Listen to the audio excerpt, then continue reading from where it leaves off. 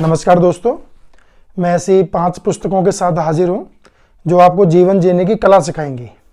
लेकिन मेरा मानना है कि जीवन जीने की कला जीवन जीते हुए सीखी जाती है। जो असल जीवन जीने की कला होती है, जीवन जीते हुए जो आपको खट्टी मीठी यादें मिलती हैं, या आपको तजुर्बे मिलते हैं, या आपको सफलताएं मिलती हैं। आप अपनी आम दिनचर्या में बहुत सारे लोगों से मिलते हैं, बहुत सारी घटनाओं का सामना करते हैं, उनसे ही आप जीवन जीने के फलसफे जान पाते हैं। फिर भी इस बात से इनकार नहीं किया जा सकता है कि जो किताबें हैं वो आपकी इस यात्रा को सुगम बनाने, सरल बनाने या सीख देने में कहीं पीछे नहीं है। कहते हैं कि जो व्यक्ति पुस्तकें नहीं पढ़ता वो एक ज़िंदगी जीता है, मगर जो पुस्तकें पढ़ते हैं वो कई ज़िंदगी जीते हैं। इस बात पर कभी गौर करिएगा। चलिए, इसी सिलसिले में मैं अपनी पहली किताब के बारे में आपको बताता हूँ। पहली किताब जिसके बारे में बताने जा रहा हूँ वो ऐसे 2 ऑथर्स ने लिखा है। घूमते फिरते वो एक ऐसे जगह पहुँचते हैं जहाँ पर देखते हैं कि एक बहुत संख्या में लोग जो हैं, उनकी जो जीवन प्रत्याशा दर है वो बहुत अच्छी है।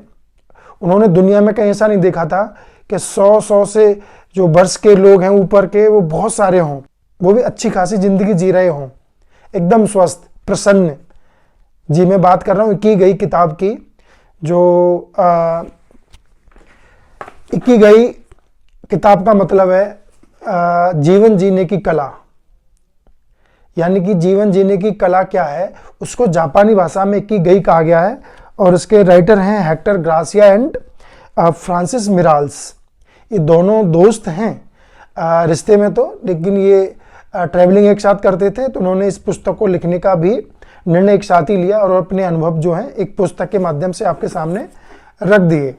इस पुस्तक को लिखते हुए उन्होंने अपने अनुभवों को लिखा है कि व्यक्ति वहाँ का ओकिनावा जो जगह है, वहाँ के लोग कैसे जीवन यापन करते हैं, उनका खान पान क्या है, वो क्या सोचते हैं, वो अलग दुनिया से कैसे अलग तरीके से मेंटेन कर पा रहे हैं। तो उन्होंने 2-3 चीज़ें जो सबसे ज़्यादा नोटिस की वो ये थी कि वहाँ के लोगों का जो सोचने का नज़रिया वो बिल्कुल भिन्न है। सबसे जो महत्वपूर्ण चीज़ पाई उन्होंने पहले वो पाई थी, there is no age for retiring, whatever you are doing just don't retire from this. यानी कि जापानी लोग यकीन करते हैं कि कभी भी जीवन में रिटायर नहीं होना चाहिए, व्यक्ति को एक्टिव रहना चाहिए। तो मसलन मुझे ना कुछ बातें याद आई अपने गांव की, कि हमारे गांव में कुछ आर्मी से जो लोग रिटायर होके आते थे, तो वो कुछ ना कुछ काम करने लगे ही रहते थे। खेत खलियान में जा रहे हैं, कभी रास्ते में झाड़ू मार रहे हैं, या कुछ नालियाँ साफ़ कर रहे हैं, या कभी पत्थर को ही चमका रहे हैं, या घर पे पेंट सफ़ेदी कर रहे हैं। हम कहते थे ये लगे ही रहते हैं। लेकिन बहुत देर से समझ में आया कि वो व्यक्ति सीमा से सर्विस दे के आ रहा है, वो उस जगह से आ रहा है जहाँ अनुशासन में उनको रहना पड़ता था, हर वक्त फुर्तीला रहना होता था। वो एकदम से रिटायर हो गया आदमी। वो रिटायर कैसे हो गया? मन मस्तिष्क से तो रिटायर हुआ ही नहीं, दिमाग से तो रिटायर हुआ ही नहीं। कहते हैं कि एक जो आर्मी मैन होता है वो हमेशा ड्यूटी पे होता है, वो कभी रिटायर नहीं होता। तो ये जो हम अपने देश में आर्मी के संबंध में बात कर रहे हैं, ये जापान के सभी लोगों के संबंध में कही जा सकती है। दूसरी महत्वपूर्ण बात थी उनके खान पान से संबंधित। जापानी लोगों में कहा जाता है कि never eat when you feels, कि आपका जो पेट है या जो आपका बैली है वो 80% फिल हो गया है। यानी कि 20% जो है आपको अपने स्टोमक को, अपने वैली को खाली रखना चाहिए, उसको एकदम से 100% भर नहीं लेना चाहिए। यहाँ तो कुछ लोग 200% तक खा लेते हैं। भूख 4 की होती है लेकिन स्वाद में 8 रोटी खा जाते हैं। तो वहाँ के लोग खान पान पर बड़ा ध्यान देते हैं, खाने को कई भागों में बांट लेते हैं, छोटा छोटा। वहाँ के जो बर्तन हैं या जो वो चीज़ें यूज़ करते हैं खाने के लिए, तो बाउल्स जो होते हैं, कटोरियाँ जो होती हैं, बहुत छोटी छोटी होती हैं, ताकि जो हमारा माइंड है वो कई बार जब सब्जियाँ लेगा, या कई बार जब चपाती लेगा, या कोई सूप लेगा, तो माइंड जो है कई बार लेने पे वो अपने आप को भरा हुआ महसूस करता है, अपने आप को फुल फिल्ड महसूस करता है। बजाय बड़े बर्तन के लेने के, बड़े बर्तन में हम लेंगे तो हम अधिक खाने को तत्पर होते हैं, लेकिन जब हम छोटे छोटे क्वांटिटीज़ में कई सारी चीज़ें खाते हैं तो हम मुकाबले बड़े बर्तन के कम खाते हैं। ये एक दूसरा फंडा था कि वहाँ के लोग अधिक उम्र तक जी पा रहे थे। और तीसरी महत्वपूर्ण चीज़ उन्होंने पाई कि वहाँ के लोगों में एक सिद्धांत है कि एवरीवन इज़ ब्रदर। अगर आप अनजान व्यक्ति से भी मिल रहे हैं तो वो भी अनजान नहीं है, वो भी आपका भाई है। तो ब्रदरहुड का जो कॉन्सेप्ट है जापान के लोगों में बहुतायत में पाया जाता है, वहाँ का एक कल्चर का हिस्सा है।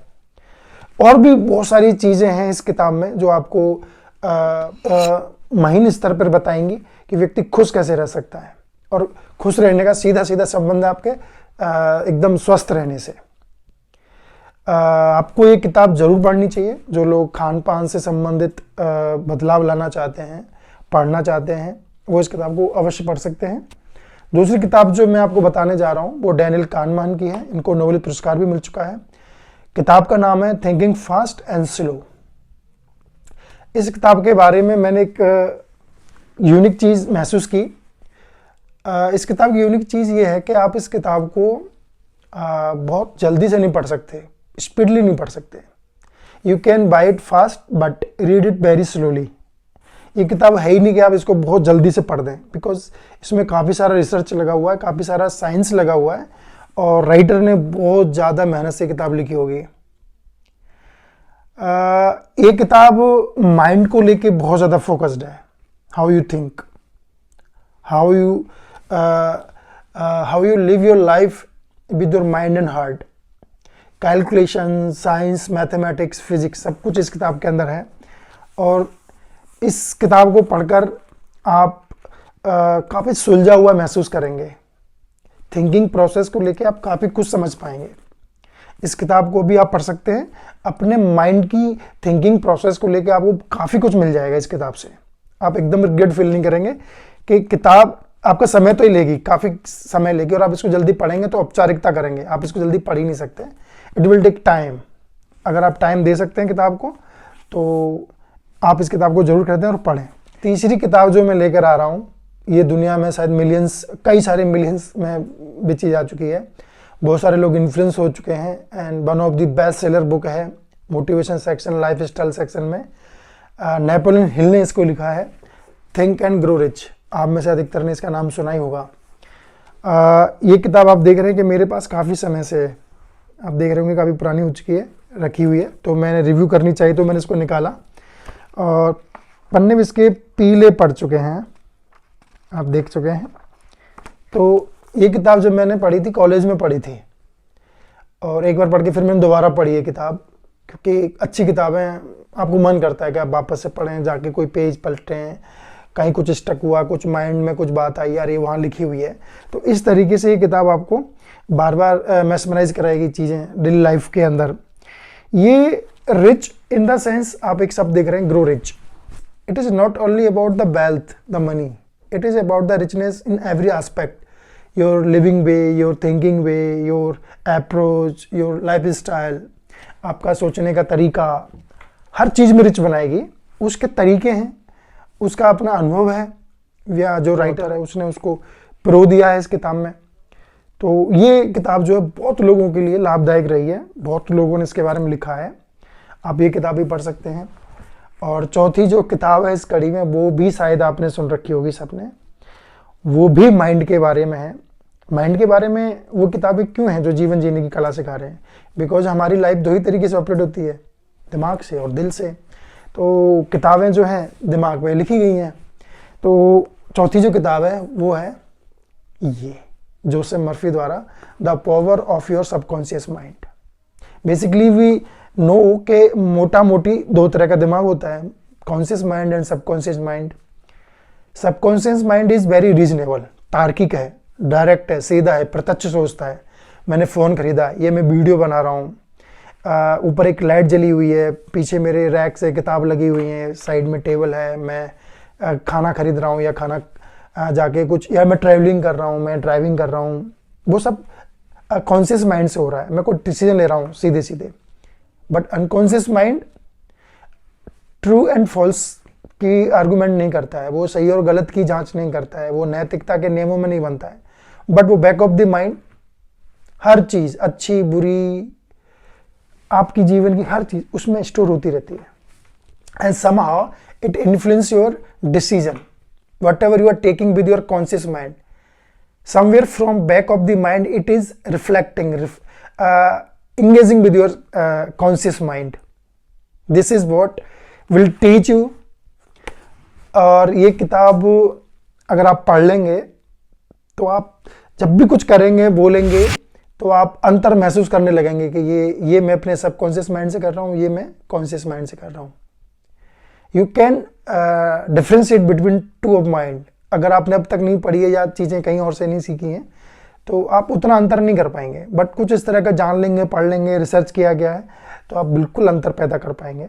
और आपको शादी में सबकॉन्शियस माइंड की क्या करना है, शादी करनी नहीं करनी चाहिए, पैसा कैसे कमाना है, या मुझे पढ़ाई कैसे करनी है, या मुझे जॉब कैसे करना है, हाउ टू टैकल बॉस, उस सब का सबकॉन्शियस माइंड पे क्या असर है, वो सब कुछ जानेंगे आप इस किताब के माध्यम से। मेरे ख्याल से तो हर शैक्षणिक संस्थान में किताब जो बच्चों को मुफ्त में बांट देनी चाहिए पढ़ने के लिए।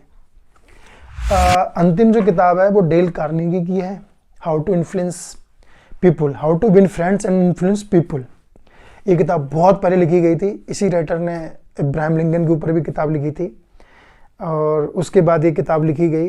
उन्होंने अपने कॉर्पोरेट फील्ड से जो भी उनके जो संबंध थे उसको जाना पहचाना, उसको एक किताब के रूप में शक्ल दे दी। ये लोक व्यवहार के बारे में बात करती है। लोक व्यवहार means how to live in society, how to deal with people, how to deal with relationships, how to deal with your wife, your children, your neighbours. And आपके जो व्यवहार है वो आपको फ्यूचर में क्या देने वाला है, क्या नहीं देने वाला है, आपका किया गया कौन सा व्यवहार कब क्या पे करेगा, ये इस बारे में लिखा गया है। Your every act counts and it pays. इस बात का पुख्ता जो अगर कुछ पढ़ना है तो आप इस किताब से पढ़ सकते हैं। ये आपको डेली लाइफ के बारे में, डेली आपके जो रिलेशनशिप्स हैं उनसे रूबरू होने में मदद करेगी, उनसे साक्षात्कार करने में मदद करेगी आपकी। आप ये किताब अवश्य पढ़ें। इस सेक्शन में भी मेरे पास जो है काफ़ी सारी किताबें हैं, काफ़ी पढ़ी हैं। मुझे जो 5 अच्छी लगी मैंने वो आपके सामने प्रस्तुत कर दी हैं। आपकी 5 कोई और होंगी, या जो मेरा राइट है या लेफ्ट है उनकी भी 5 अलग किताबें हो सकती हैं। हो सकता है उनमें से कुछ किताबें इसमें हों। Again it's up to your experience. My experience is these 5 books are best in this section, how to live your life. These books can help you really. Thank you so much.